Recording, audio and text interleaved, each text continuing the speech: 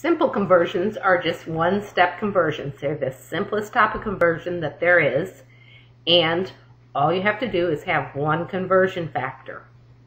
Units are really important because the units tell you if your math is correct in doing problems in chemistry.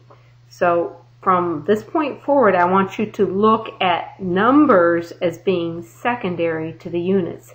You must focus on the units. You have to have these units in doing conversions, and when you're using formulas in chemistry, if you focus on the units, it will tell you if you have your setup correctly. Every number must have a unit. First you do your unit math, and then you take the numbers and enter them in your calculator and calculate things. If your units come out correctly, then your numbers should come out correctly. If you ever get your units so that they're in the denominator rather than in the numerator, yet all your units cancel out properly, that indicates you did your math upside down. It's so important to concentrate on units, and what I'm going to attempt in the next few slides is to get you to see why units are so important.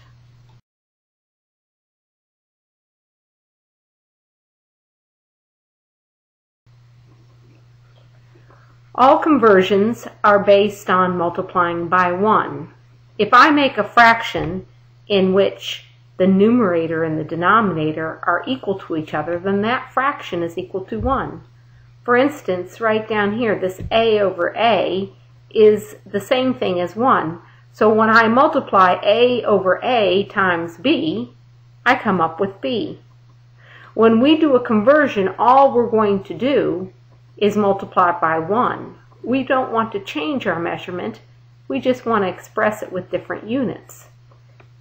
So let's go up here and look at this. 1,000 grams is equal to a kilogram. We've learned that a kilo is equal to 1,000, so a kilogram is 1,000 grams.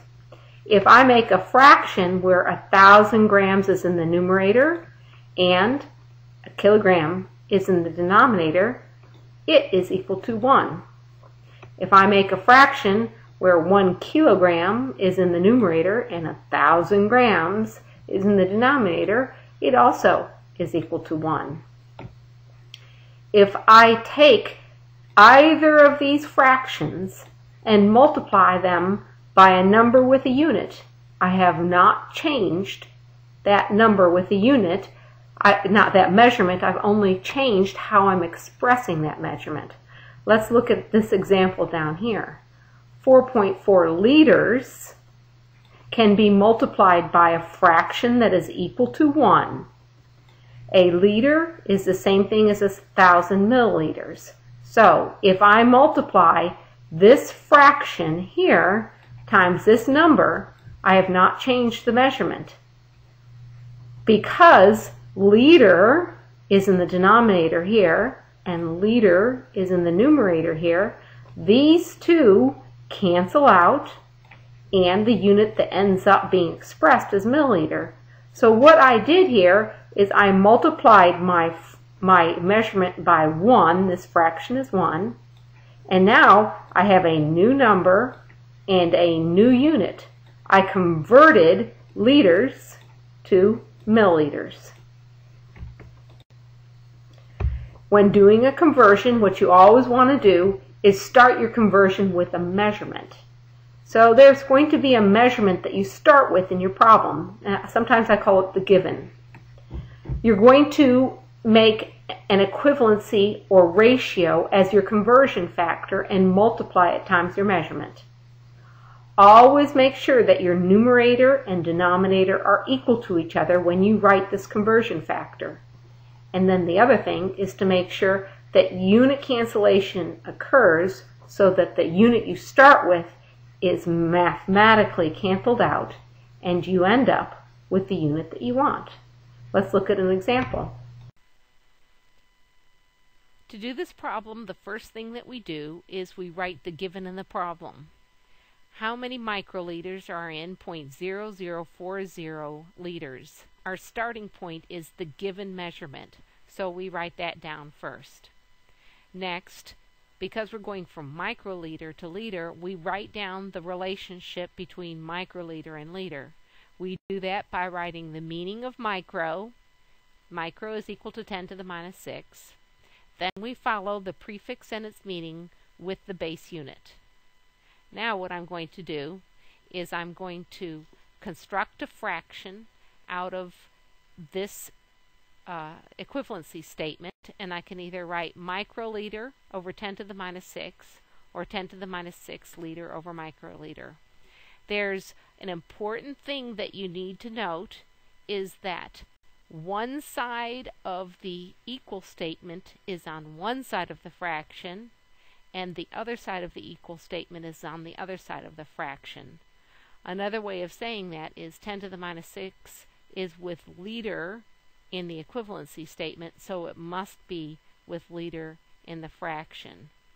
Now I need to choose the fraction that will cancel out liter and give me microliter. So I choose the fraction that puts liter in the denominator, so liter in after 0.004 liters is canceled out. I do my math and I come up with 4 times 10 to the 3. If you are not getting this answer in your calculator, you may need to come see me or someone who knows how to use a calculator to figure out how to put this in your calculator. We'll go over that in class. Here are some problems for you to do. What I want you to do now is to pause the lecture and try each of these problems. You can try just the first one and look to see if you did it correctly, and then resume, because each of these problems will be done in separate slides after this. So you can take your time and learn from any mistakes you make in your first problem, and then go on and do the remaining problems.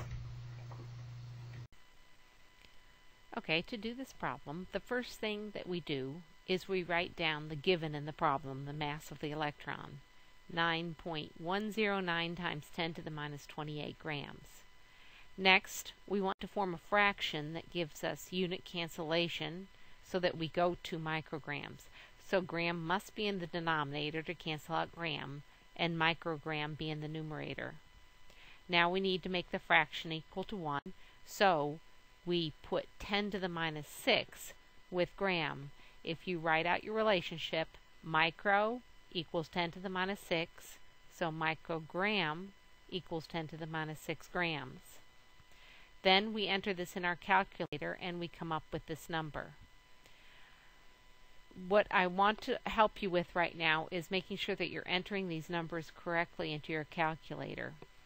This is scientific notation, and to enter scientific notation into your calculator, you need to use the EE or EXP key. If you're using a TI-83 or higher, the way that you're going to enter your number into the calculator is you're going to put 9.109. Then you're going to press the EE key. You may have to press your yellow button first, and you'll see EE above maybe the comma key or something like that. Then you enter in -28.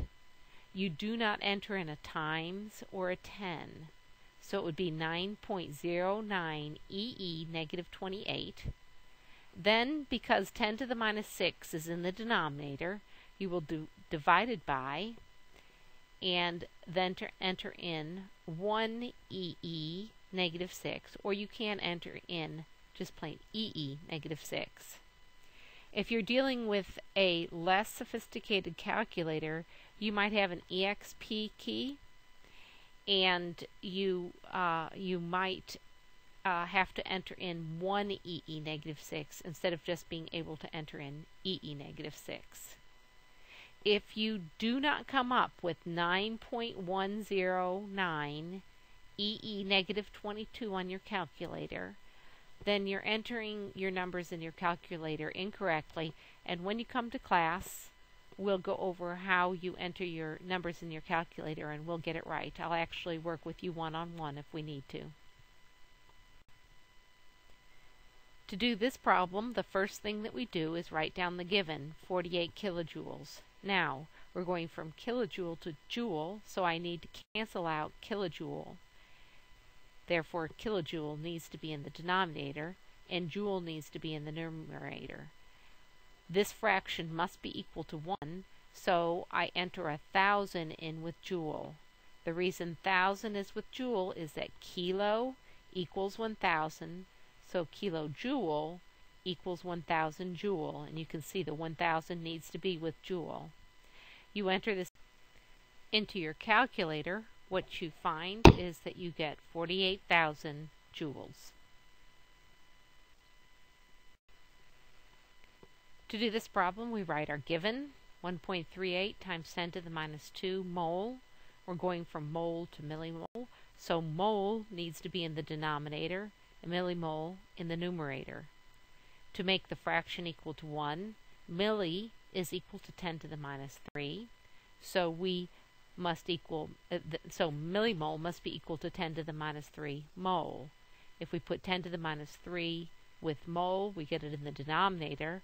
To enter this in the calculator, it's going to be 1.38 EE negative 2 divided by EE negative 3, or 1 EE negative 3.